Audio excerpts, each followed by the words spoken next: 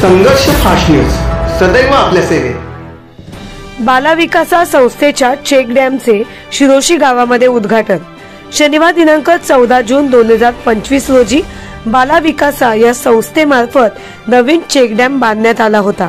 याचे उद्घाटन ग्लेनमार्कचे CSR फंडाचे मुख्य श्वेता मॅडम, टेन्सी मॅडम, अभिषेक सर, विशाल देशमुख, बाल विकासा संस्थेचे सिनियर मॅनेजर तिरुपती अण्णा, कोऑर्डिनेटर शमउद्दीन व साकोर्ली गावचे पोलीस पाटील जगदीश भोईर यांच्या हस्ते करण्यात आले। गेली 3 वर्ष बालविकासा संस्था शहापूर, मुरबाड, रायगड या ठिकाणी खूप चांगल्या पद्धतीने काम करते।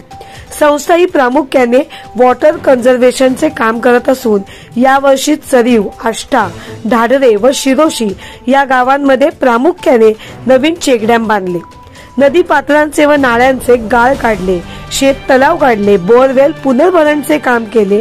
यासोबतच वृक्षारोपण करणे अशा अनेक प्रकारचे काम ही संस्था करते। संस्था ही एकूण 8 ते 10 राज्यांमध्ये काम करते। संस्थेचे कार्य हे खूप व्यापक स्वरूपाचे आहे।